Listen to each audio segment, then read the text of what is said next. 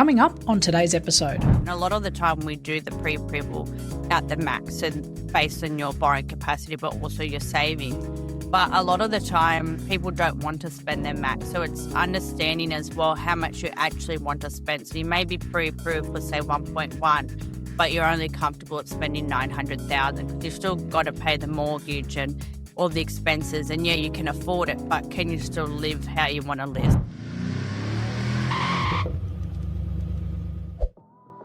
Dodgy advice and bad decisions can cost you big in real estate.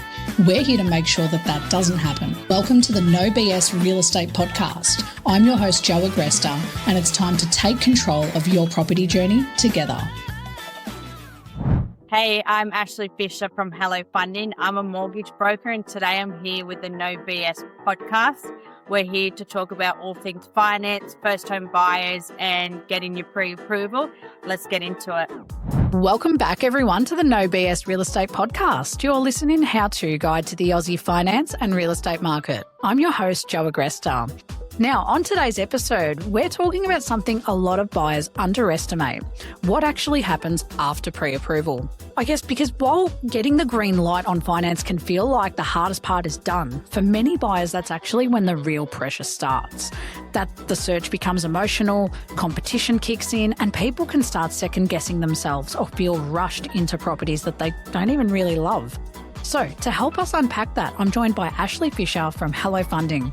Ashley has seen the property process from multiple angles, starting in banking, moving into broking, and more recently going through her own buying journey herself. So together, we're going to unpack what buyers in New South Wales are facing right now, what Ashley learned moving from bank to broker, how her now buying experience has changed the way she sees buyers, what happens after pre-approval that people don't talk about enough, and how buyers can avoid making stress-driven decisions just because they feel the clock is ticking. So without further ado, Ashley, welcome to the show. Thank you for having me. Hello. Hello. I'm actually so excited. We're sitting here in Seathforth, Sydney, which I've learned that I picked the furthest possible location for all our guests today, but It's all right, I think.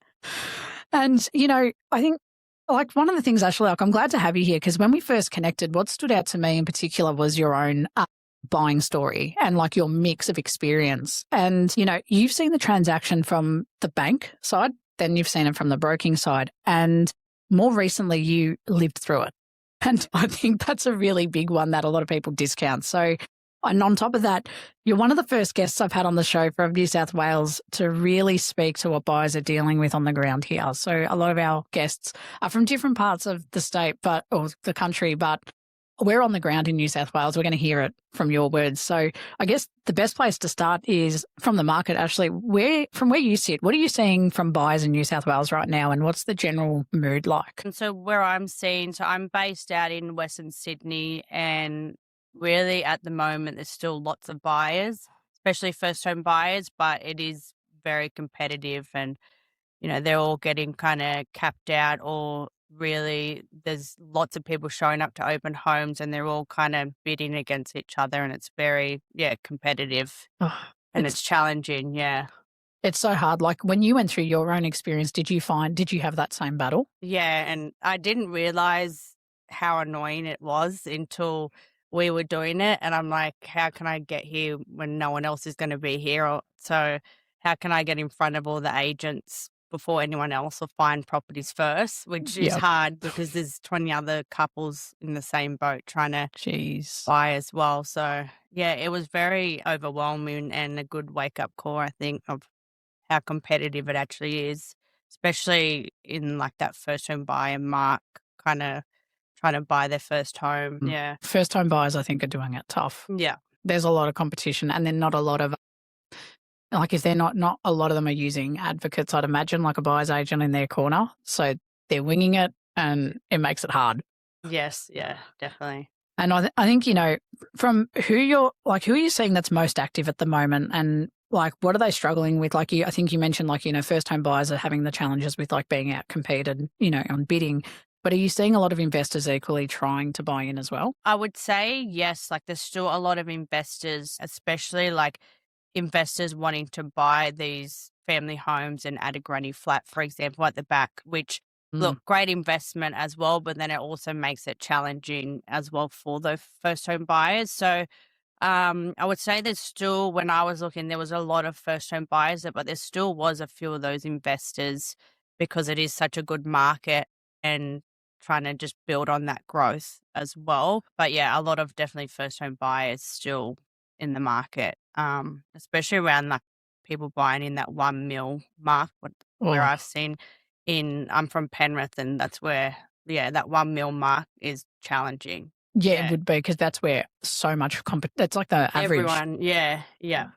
Far out. And I think that price range is the most realistic for first home buyers, but then everyone's kind of in the same boat. So they're either going way over or they're going the minute, like they go online and then the minute they're sold. Yeah, it's like they're just buying it for the crazy. sake of it almost. Pretty much, yeah. And it's like you'd be seeing transactions that probably are wrong in a lot of ways for them. It's like, oh, shit. Okay. Why? But it's like they just need to get in. Yeah. They've had enough. I don't blame them either. Like it's a tough market when you're trying to get something that's hot.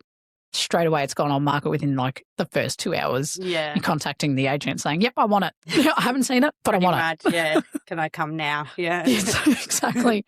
And, you know, I think this is probably the perfect time to bring up our no BS statement. So for those that are new around here, we have a little statement at the start of our show that we say that's a bit spicy, and we are going to have Ashley by the end of the episode determine whether it's bullshit or not bullshit. So today's statement is, once you're pre-approved, you're basically ready to buy. Now, we won't answer it yet, but we're going to come back and we're going to ask you again what your opinion is. Taking me back a step, Ashley, like obviously bank to broker, I need to ask about your journey and how you kind of got into this space. So, you know, you started on the bank side, which means you were seeing that internal, very high compliance policy, you know, had the ins and outs of how it all works. Yeah. Take us back to the beginning. What was your role banking, and then what did that world teach you about, you know, how to do finance differently by going out and being a broker yourself? Yeah, so I started, I guess my whole time in the bank, I was in third-party banking. So essentially home loans that brokers are submitting, we're working on essentially. So for a few years, most of my time I was in credit. So that means I'm the one really approving or declining the application that's sent in from the broker. And then I moved into a role which was like broker support. So I was helping brokers with policy questions, how to do income, how does the bank take this pay slip or this client, and kind of help them structure it. And I guess when I was in the bank, I didn't really understand the full kind of depth of like someone's buying this house. It was just a deal that I'd either like check the policy and approve it or decline it and then on to the next. Yes. And and it was just like you didn't really understand it. So then I was speaking with brokers all the time, and back then, like I was only in my early 20s, and I was like, mainly really just men that were brokers that I'd ever speak to and 20 years older than me. And I was like, well, they can all do it, so why can't I? And I'm like, I got a job in a broker firm and learned a lot. And then I realized how much really goes into buying a house and the process and settlements, and because like I didn't deal with settlements, and how much can go wrong at the settlement time, and the little things, and how much really the deadlines are important. Like you need to hit your cooling off, you need to get your finance, you've got your settlement date. Like, so I really learned that it's a big process to buy a house. So, and I think, I learned a lot when I kind of moved into the broker world, really. Yeah. It would have been interesting because, like you said, it's the interesting mentality. When you're at the bank, you don't get to see all the emotion the buyer, like why they're buying, and they're holding so much hope in that pre-approval. But then from the bank's end, it's very transactional. It's, well, approval denied either meets or doesn't. Exactly, and bang, bang. But then you kind of got to know from like the brokers, like working in that space where brokers are probably calling you going, oh, why did it get denied? What can I do? Yeah. How do I fix it? Yeah. Did you cop a lot of that? Yes, definitely. And it kind of makes it hard because you're just like, well, that's a policy, and like you can't do anything. I can't do anything about it.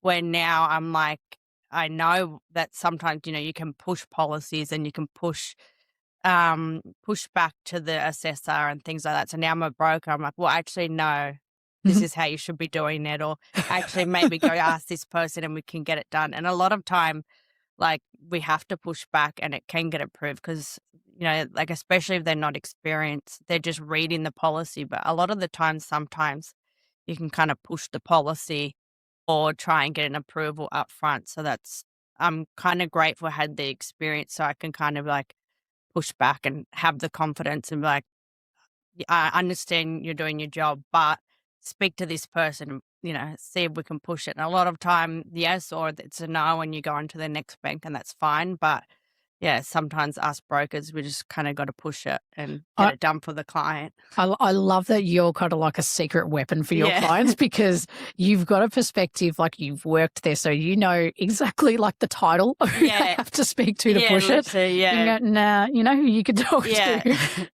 Go find this person, and if it's the bank that you used to work for, even better. You can I'm like, actually, if you go on page 3 and scroll down a little bit, the policy's here, and I'm right. So and I'm right, so go and do it. Yeah. Oh, I love that. It is good. Yeah. And I didn't realize how much a broker actually does and you really are advocating for your client and doing everything you can to just push it. And which I think people don't realize. It's like the bank says no, and it's kind of just thinking that it's us saying no. I'm like, I've tried everything. I've kind of spoken as politely, but not politely as I could to get it done. So it's interesting. Yeah. And it's like you're an advocate, and I always say that the mortgage brokers end up being the property psychologists. Because what happens is a lot of these home buyers, they don't engage like a buyer's advocate, right? A lot of the time, would you say that's pretty true? Yeah, it's especially first home buyers, rarely, because they kind of need to use all their money for the deposit, really. Yeah. And so because they're not doing that, what ends up happening is you as the broker become the pseudo buyer's agent, the one that does the property reports, the one that tells them how to negotiate. It's almost like you can't help it. It's part of the service model now, I feel, for a lot of brokers by default, that you're these property psychologists that are out there reassuring your clients going, that's okay, here's a report and go to the auction and here's how I would do it. And say this and write this in your offer. And I was helping a client on the weekend on Saturday and he's like, oh, I just got my offer accepted, but like, what do I do now? I'm like, write this and sign this, send this money, and on Monday we'll speak to this solicitor. Like, it's just like you're just guiding them every way, which like I love to do because it's like I'm there to help them and like I love my job. But you're really kind of giving them advice on everything. And even like, I'm like, the solicitor will do this, and then for the next 10 days, this is what happens, and kind of really just explaining everything. And you need to go get insurance as well, like all the little things that no one really teaches you, like set up your electricity and your water and all that type of stuff. It's just it's like you're doing the whole thing. Yeah. And that's why I think, brokers are superheroes in a lot of ways. And, I guess you've talked about like, what kind of made you leave the bank in the end and go into the broking world. And I guess what was like what opened you up for, once you made that shift into broking, like what kind of opened your eyes? Was it more about seeing the buyer's emotions because that's what you weren't tracking before? Yeah, and also understanding that, like, because I knew a policy for one lender so well that every bank lender is different. Like, their policies are different. Like, one, they will verify income this way, and then the next bank, they won't even look at it. So it's just like, and also like learning that when people have always said, like, don't just go to your local branch because if you can't get approved there, then you're going to just shop around. So I kind of learned that, like, every bank's different and there's so many different scenarios that you can get and different types of incomes and properties and how they want to buy it if they're buying in a trust. Like, I learned just a whole new world of buying property and how some people buy multiple properties all the time. And then also, first home buyers, that it is such a emotional experience as well that, and we're there to kind of help them along the way. So it really opened up that it's not just like these are actual people at the end of the day trying to get their house, like their family home, not just a client's name and it's just like a tick box and it's on to the next. So it was good. And that speaks volumes now while you're in the space, and you speak with a lot of like passion in that point. And I love Yeah. that because it shows, you're in probably the right industry. It's like you learnt a lot of foundations that probably helped you to be a better broker. Yeah. And now that you're here, it's like, oh, yeah, I know. Yeah, I should have been here for ages. Yeah, should have done it earlier, yeah. And I guess, when you look at what's one thing that buyers often misunderstand about finance process, because they only ever see it from their side of the table, which is, I want to buy a house, whether that's investing or owner-occupier. But what do you think they misunderstand about that pre-approval once they either get it or don't get it? A few things that kind of like what I was saying before, that it's like sometimes it can be just really straightforward, and other times like it's not a matter of like, a lot of people think, oh, I've got this massive deposit. Yeah. Why can't I buy $1 million property, but I only work like 1 day a week? I'm like, that's awesome, but it doesn't work like that. So like, people realize, and you could have a really good income, but there's so many different moving factors. Like it's your income, it's your expenses. They look at even your spending habits and the type of customer you are. Like, they look at everything. And so I think a lot of people don't realize that, you could have a really good income or heaps of money, but that's not all that matters. Like, it matters about, do you pay your debts on time? Paying your rent on time? Are you taking all your money out, like withdrawing it? And then there is so many different lenders and they're all totally different. So I think, it like people think it's really complex or really easy, and it really depends on that individual client. No client's really the same, to be honest. No, I can't imagine that. Yeah. That like even in the advocacy side or real estate, like when I've worked in it, no, everyone's different, and it's so nuanced. It's like, oh, okay, I've not met one client that is doing exactly the same thing in the same situation as one or the other. Yeah. And I think that's a really good misinterpretation that they have too, is the income. Like, I have a big deposit and I have good income, but then your spending habits are shit and you have bad debt, or you like to gamble and now that's all over your transactions, that sports bets on every weekend. Exactly, yeah. And it's like, I think that's what trips up a lot of people. Even like afterpays and zip pays is a big one, I think. Yeah, and your spending habits, and even people think, oh, I make $200,000, but I only started my job yesterday. Like, there's different things like that as well. And even self-employed, like, you could be making hundreds of thousands of dollars. But like most of the time, self-employed, you got to wait 2 years. Obviously, there's other situations, but like there's a lot of moving parts to it, and how much deposit and different securities, and like sometimes not all lenders will take the postcode the same way. So it's also looking for that as well. So I think a lot of people just think I've got the approval and I can buy whatever I want now. Like, there is different moving parts as well. Yeah, and it's well answered, with that, I think, because the moving parts is the worst thing about it. It's too variable. And I want to go into your buying experience because, part of your story that stood out to me was when you shared exactly like, I've just gone through this and it's opened up your whole perspective on the buyer side. I guess if you're open to sharing it, can you talk us through your own recent buying journey and what that process was actually like for you? Yeah, it was exhausting, like lots of tears, happy tears and sad tears, and just overwhelming. So I had, like, for me, I've purchased properties before. I've had investment properties and I've bought and sell, but I've never bought a property to live in. So my partner and I purchased our first home, and it took me like a few weeks, and he's like everything you're saying makes no sense to me. I was like, oh yeah, I forgot that, like, you actually don't know what's happening because you're not a broker. I'm like, I should probably explain what stamp duty is and all this stuff. So I really had to like strip it back and realize that, I do it every day, but most people don't. Yeah. So it made me realize, I've really got to strip it back. And, we sat down and I said, this is what an LVR is, and this is what lender's mortgage insurance is, and how you pay stamp duty. And when you get the approval, this is what happens, and what a cooling off is. And then when we explained that, then it was like both of us were like, all right, so what do we offer for this property? How much do we offer? Is the range, like, should we go the high range, lower? It's just was so overwhelming. And like, we love a property and we're like, okay, we would pay this, but like it's on the market for 1.2, but we would probably want to spend $1 million.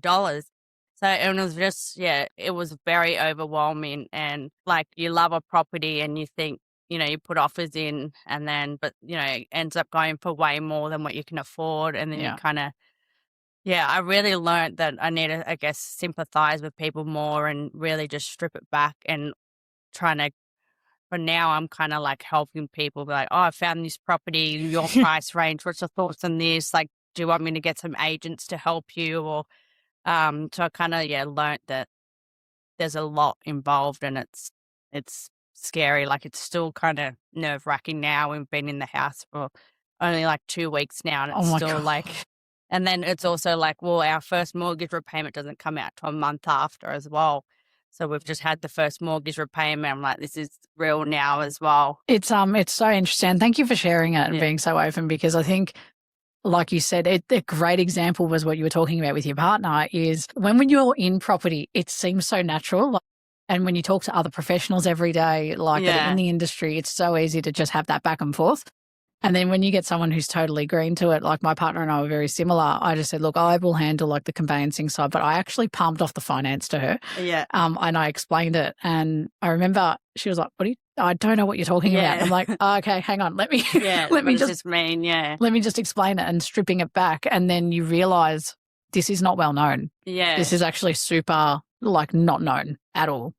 Yeah. So it's crazy to me. And it's good that it's kind of like given you that extra set level of service now in your business that you probably didn't realize needed to be there at any point. And, what surprised you most once like you were the buyer, not the one guiding someone else through it? Just how like scary it is. And you kind of realize, like, even to this day, I'm still having to remind myself that like your first home isn't going to be this perfect home that you don't have to do anything. Like some people it isn't, lucky them. It's just like, I think I had to kind of remember and remind myself that it's not going to be a perfect home. And as long as you're kind of happy in the area, we like the house, we can eventually make it our own. And I think that was the hardest part as well, because we'd see these houses and we love them, but they would have so much work that needs to be done all way out of our price range. So I think I learned that no house is ever going to be perfect. You kind of just make it your own and, spend what's within your budget and, pick an area that you like, the type of house you like, and then eventually over the years, you slowly make it your own. And I mean, I'm still reminding myself that today that, we still need more painting to do, that it's going to take time and I can't expect to have a perfect house, your first home. I think that was kind of, a big wake up call that, it's never going to be perfect and that's okay. Like, I think this is one thing I've say a lot. I hate the term first home buyer. I call it a starter home because it takes the pressure off. When you say first home, there's this pressure to have like this fantasy, like perfect, ideal property. You want to be proud of it. And then the idea of getting something that's just a starter is like, oh no, I'm not going to do that. It's like, that sounds shit. But in reality, it could unlock and open more doors in the future. And I think that's where a lot of people get bogged down with the pressure of having to buy that perfect home. And then when you can't, you feel like you haven't bought the right thing or you haven't achieved what you set out to do. Yeah, and it's so not true. Yeah. And I feel like it is a big wake up call.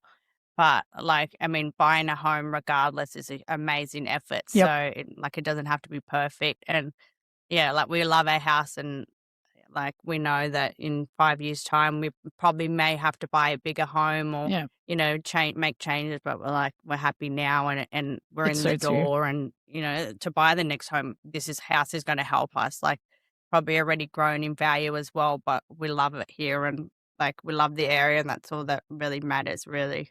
That's awesome, and I'm glad that you feel that way after like the buying process, because some people go the opposite and I feel so hurt by it for them because I'm like, no, like it's a great thing. You got in, Exactly. Make it what you need it to, like you'll make it into what you love, even if you can't do that from day one of settlement, don't stress, it'll get there.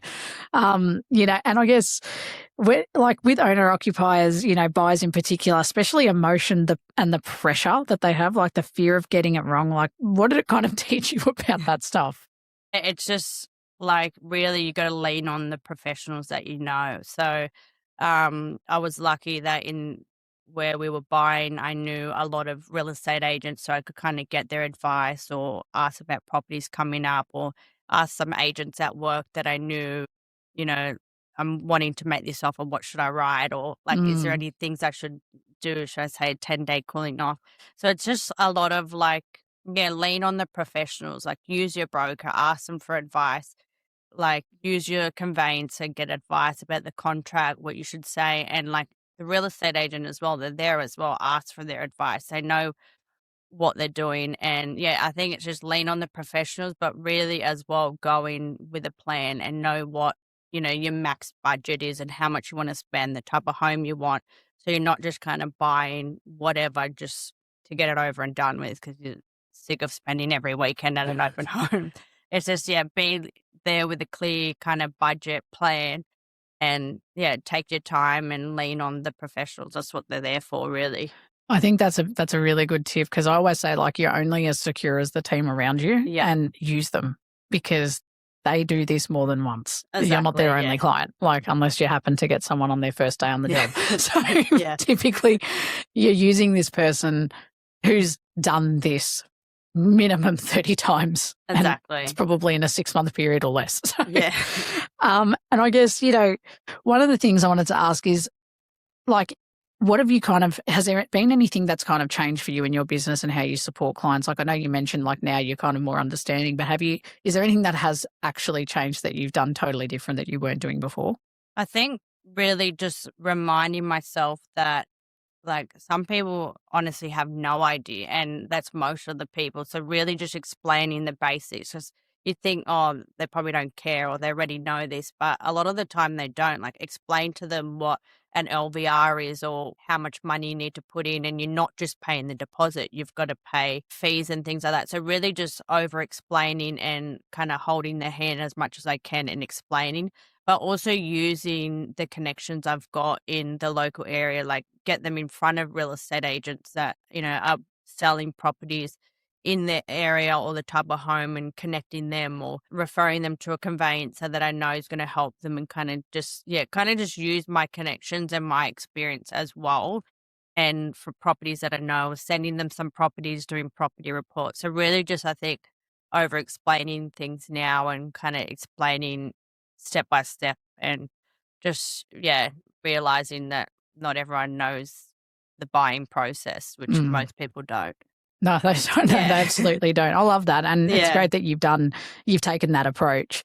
And, I guess this sets up like our today's topic, right, which is getting approved and actually feeling ready to buy are two very different things, So, and I think that's the real heart of today's conversation because a lot of buyers think that, I got pre-approval, the hardest part's over. I've done all my bank submissions, like my bank slips, my transactions and all the crap that you need to prepare.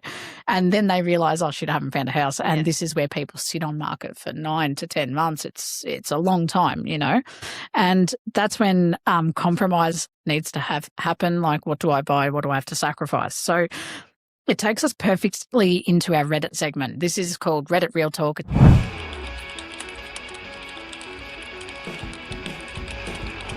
It's a fan favorite because they send me Reddit stories or their own stories and they want me to unpack them with a guest on the show. And today you're in the hot seat. So, awesome. So this Reddit post came from a first home buyer in Sydney. And I thought it was such a good example of what people are actually quietly feeling. So I'm going to read out the story and then I'm going to ask you some questions. You ready to have a crack? Yeah. All right. That's good. Let's do it. So this person writes, looking to buy my first home in Sydney, apartment and only a few weeks in and the stress is insane. With my budget, I can buy what I want, but pickings are slim as the majority go for above what I can spend. I'm finding I'm now trying to convince myself that I like some properties I've seen more than I actually do, just to take a leap and put in an offer because of that fear that if I don't snap one up, then I'll just be priced out. This is such a real one. Yeah. What's your immediate reaction when you hear that? Yeah, like I definitely feel them and understand that. Yeah, because you think like I want this house and I'm going to get it, but then you don't, and you're like, oh, now what? Well, I've just planned what color paint I was going to put in this house. Like it definitely gets easier, but it's just a matter of like we said, it's not going to be perfect, and you which is hard, but yeah, you kind of make it your own and it becomes perfect for you. Yeah, it's like that initial sting hurts. Yeah. But then sadly in this market, you're probably going to go through it a few times and you start to kind of build a resilience, I think. That's right, yeah. And like when buyers start talking of like themselves into, because what this person wrote in here is talking themselves into properties that maybe they don't like and going, no, it could be all right, more than they actually do. What do you think is really going on at that point for them? I think they're probably just over it, and it's just like, I'm over it, like, as long as I've got a house or an apartment, who cares? And like, sometimes it kind of it can be like that, but other times it's just like, don't give up. Like, some people, it takes months and it can be nothing that you're doing wrong. It's just the market and where you're buying. Others find a house within 2 weeks.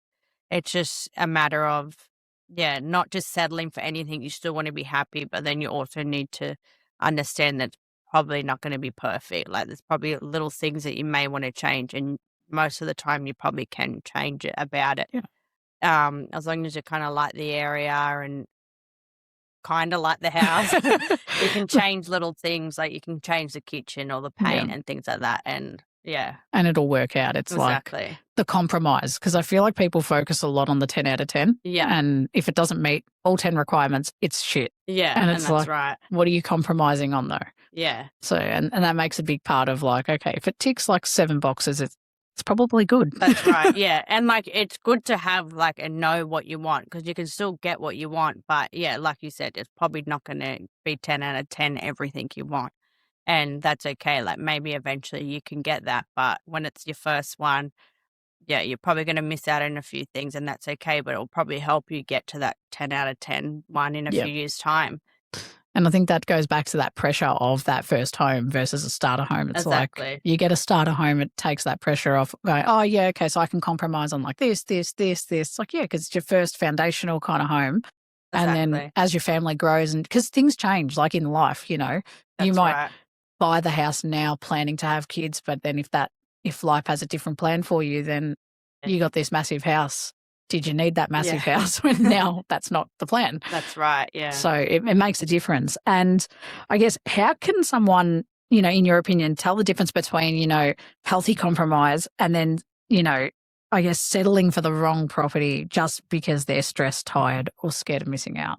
I think, like, it may sound silly, but I feel like you just know, like, you just have the feeling. And I think when we were looking at properties, like, I could tell when it was something that I genuinely really wanted, and compared to being like we may get it, it's in our price range, let's just hope for the best. And I'm kind of hope we don't get it, because I think you kind of like, you kind of know, and you can kind of like, it's exciting when you find the property that you really like and you actually genuinely want it. It's exciting.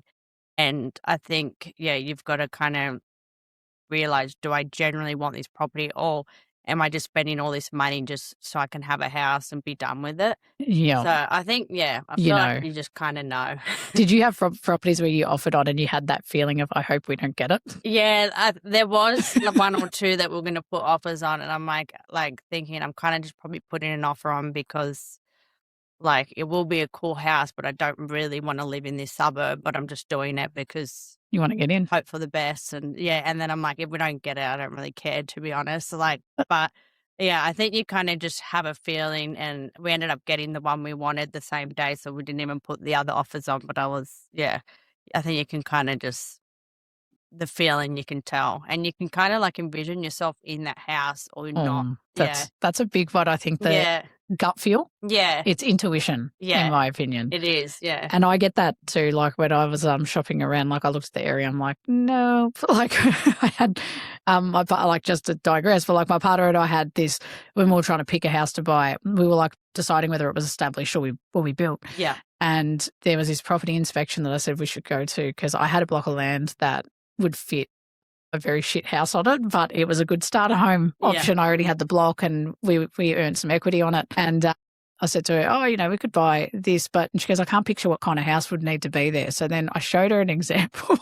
She goes, I feel depressed. I said, all right, we won't do it. That's not it. Yeah. It's not it. So if that's the reaction you're getting from the offers you're making on properties, probably not. You don't want that offer to go through. Yeah. But it's hard because you do get so exhausted from the search. Yeah. And you do end up just going, screw it. Here you go. If it happens, all right, great. I'll just deal with it. Yeah. So I think it perfectly brings me to a point of like what buyers really need after pre-approval, right? This is a big thing because this is where the conversation gets interesting on a few fronts. Because pre-approval, I guess, for people, it gives them confidence, but it can also create that false sense that now they're fully ready and it's like turn the jets on, like engine starts, let's go. When really they might be still missing the strategy, the clarity or the support that they need to actually do it. So beyond borrowing capacity, what actually makes someone a strong and genuinely prepared buyer in this market from the broker's perspective? I think, knowing what you actually want to buy and like also how much you actually want to spend. So yeah, you can get your pre-approval. And a lot of the time we do the pre-approval at the max and based on your borrowing capacity, but also your savings. But a lot of the time people don't want to spend their max. So it's understanding as well how much you actually want to spend. So you may be pre-approved for say 1.1, but you're only comfortable at spending 900,000 because you've still got to pay the mortgage and all the expenses. And yeah, you can afford it, but can you still live how you want to live? So I think it's been having a clear kind of plan that this is how much we actually want to spend and this is what we're comfortable with and what type of property we want to buy, where we want to buy. So just being confident in your plan because it's very easy to get like emotional and be like, oh, let's just put in an extra 10 grand when really probably didn't really want to do it. You're just doing it because you got emotional with the property. Yeah. So I think, having a clear kind of goal and budget and plan and be confident with your decision and don't get kind of caught up in the emotionals, especially say if you're going to an auction, you're like, let me just put an extra 5 grand. You're like, I probably shouldn't have done that. So it's just, going with a clear budget and plan and be confident in what your decision is and, be ready. I think it's solid advice because how many times have you had your buyers, the auction scenario I feel like is a killer for a lot of buyers. It's where they stretch budget almost immediately because there's no thinking time. It's live and it's that pressure of, I'll go 10 grand more. How many times have you had that conversation with your buyers of you cannot go over this amount? Yeah, quite a few. And I'm getting a message on a Saturday be like, oh, they've offered this amount and it's like 50K over their approval. Can I do it? I'm like, well, no, unless you've got the extra 50,000, like you can't afford it and we can't get the approval. Oh, shit. So it's really like, or them just be needing the reassurance because it's way over their pre-approval. I'm like, can I put an offer? I'm like, yes, we're okay under your budget. So I think, and like recently I went to a auction with my mother-in-law and this was her first home and we were at an auction and even I was kind of she had a clear budget and she was very stern on her budget and which I really liked. But even in the moment, I'm like, come on, let's just go a bit higher. like you kind of think, let's just do it a bit higher. But it's, and it made me realize that, it really is important to have like a clear budget and know what you're happy to spend because at the end of the day, you're the one paying for the mortgage and you're paying for all the expenses as well. So you want to be comfortable. Like, you can afford it on paper, but can you still live how you want to live and enjoy the house and little things as well? I think that's the hard part too is there's so much focus on the getting of the property that the reality of maintaining and the lifestyle you're going to have with that house, it's like people put a lot of stock in. My first home has to be beautiful. So they spend all their money on this really nice property, which is great. And, I know that they'll love it. Yeah. But then their budget takes a big hit and their lifestyle takes a big hit after they move in because they can't have that lifestyle that they once had of like, that's right. I can't go out for dinner. No, I can't go shopping once a week. I can go get massages and facials. Okay, cool. So now my lifestyle is ramen noodles. Yeah, literally. Great. Don't leave the house. Yeah. Yeah. And then you're living in a nice house that you can't afford to enjoy. That's right. And that sucks. Like you don't want to be in that position. And I think that auction scenario is where that happens a lot. Yeah, I agree. And like, I felt it as well. And it wasn't even me, but I was like, oh, like I can make the numbers work, but like, yeah, you got to have, just be a clear budget. And even when we were buying, a lot of the times I was like, oh, like I know we can get the money and we can do it more, but then I'm like, actually, no. When I did the numbers, I was like, well, no, if I don't want to spend all this money because then we're going to be limited with what we have left and we can't go on a holiday anymore. So it's just, I was kind of then had to be strict to myself and be like, well, no, like we don't have to get this perfect house. I'd rather enjoy my life and have my house and still go on a holiday if I want to, or go out for dinner if we want to as well. I have to ask, was it easy? Like, because you're a broker, were you able to broker your own deal?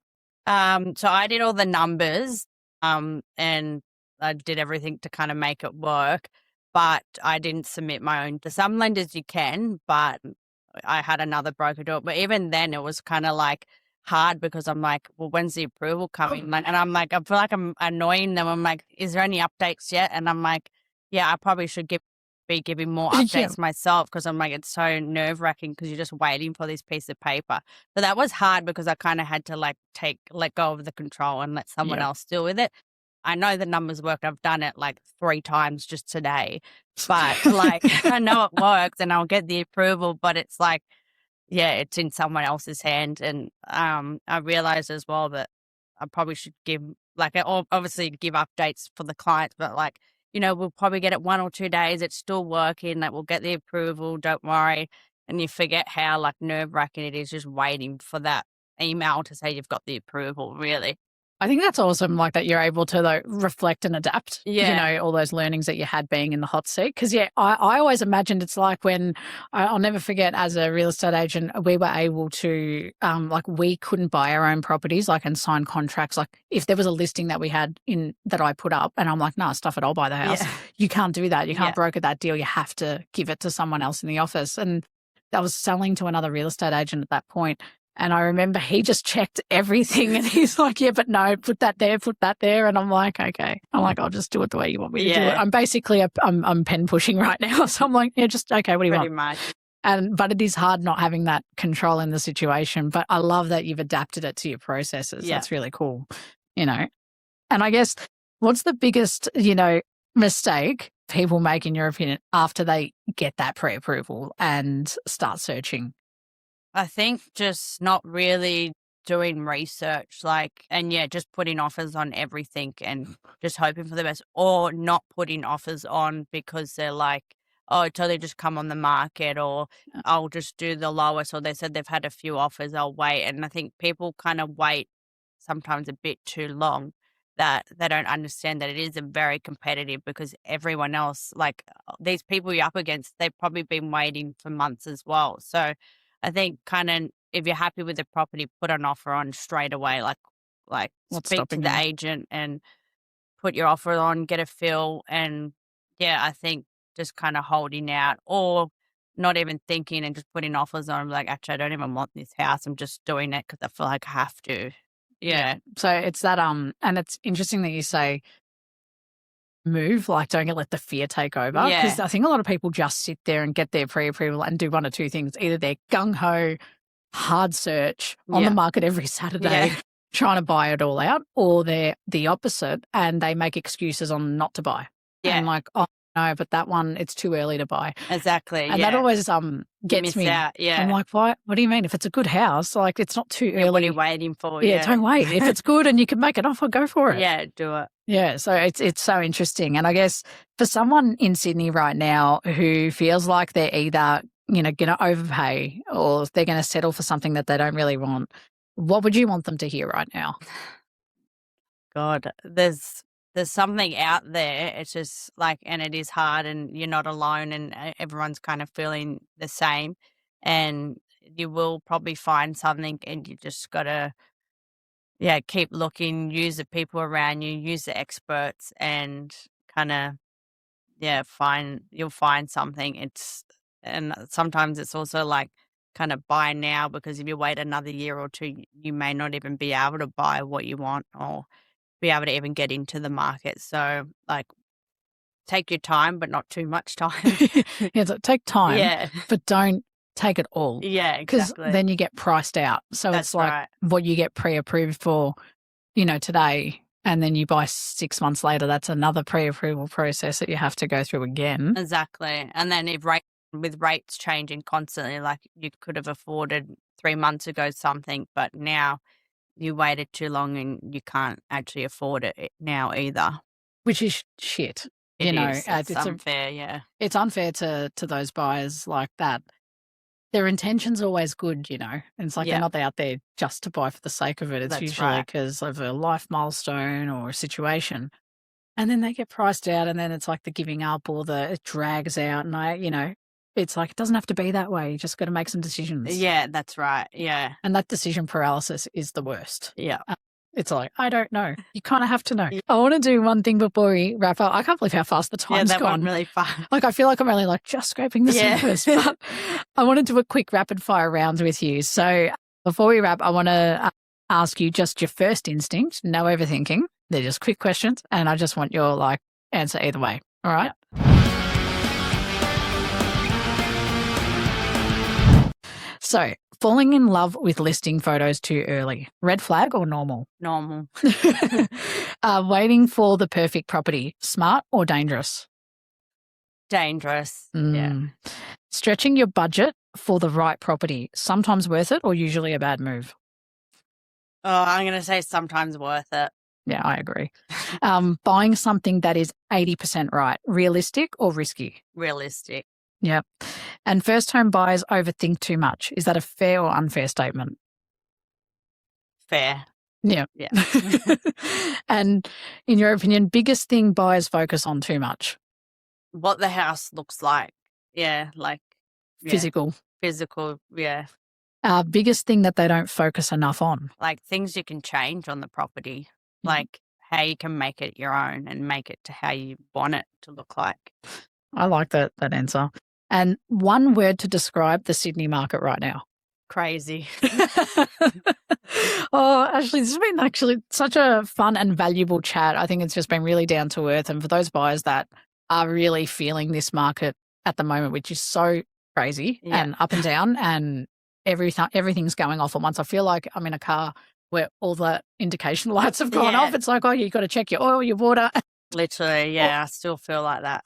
Yeah, it's like all systems go. Like I feel like this conversation that they're going to hear today will really reassure them, is what I'm hoping, and give them a sense of guidance that working with the right broker can give you those stepping stones and that guidance and the right professional team at the end of the day. I agree. Because one final question to you before we wrap is, if someone's listening right now who is approved, or pre-approved, actively searching and already feeling tired by the whole process, what's your final piece of advice to them? Just keep going and, use your experts and the local experts. They're there to help, so use them. Use them, don't give up. Yeah. They're probably in the same boat as you, to be honest. That's actually a good point. Yeah. They probably most likely are. And they're dealing with a lot of people in the same boat too. So they kind of know how to navigate. And we have to return to our no BS statement that we read out at the start of the show. And we're going to determine now whether it was bullshit or not. And the statement was, as a reminder, once you're pre-approved, you're basically ready to buy. Do you think that's bullshit or not bullshit? Bullshit. Okay. What makes you say that? You've got the pre-approval, but there's still so much involved, and you kind of got to know what you actually want to buy and where you want to buy, and do you have your solicitor ready, and do you even know what you want to buy? Sometimes they get approved and they're like, okay, what do I even want? Am I just getting the pre-approval for the sake of it? Or, so I think, people, there's still more to it than just getting finance, and you need to be ready in a lot of different ways. Yeah, solid advice and so true. Yeah. Ashley, thank you so much for being here today. I really enjoyed this conversation. I hope it was fun for you too. It was, yes. Thank you so much. Of course. And for our listeners out there, thank you always for tuning in. Today, biggest takeaway is getting pre-approved is important, but it's not the whole game. So the lesson is simple. Don't just ask, can I buy? Ask, am I actually ready to buy as well? I think that's a big takeaway for today. But Ashley, it's been great having you coming on the show, sharing your perspective. And for anyone that wants to connect with Ashley, we've got her details on screen and in our show notes below. And as always, if you got value from today's episode, please share it, subscribe, share it with a mate who's probably stuck in that analysis paralysis. They might need a chat with Ashley. Yeah. She's going to sympathise with you. But thank you everyone for tuning in. And this has been the No BS Real Estate Podcast. We'll catch you next time. Bye for now. That's a wrap for this episode of the No BS Real Estate Podcast, powered by Abodi AI. If you found this conversation helpful, don't forget to subscribe, leave a review, and share this episode with someone who might need it. If you're looking for more guidance on your home buying journey, you can visit www.abodi.com.au for expert advice, property insights, and the tools you need to find the right home with confidence. If you're already on your journey, you can also download our app. Just search Abodi AI on the App Store or Google Play. Have any questions or want to connect, you can follow us on Instagram at abodi.com.au or send us a message. We'd love to hear from you. Thanks for tuning in, and we'll catch you in the next episode.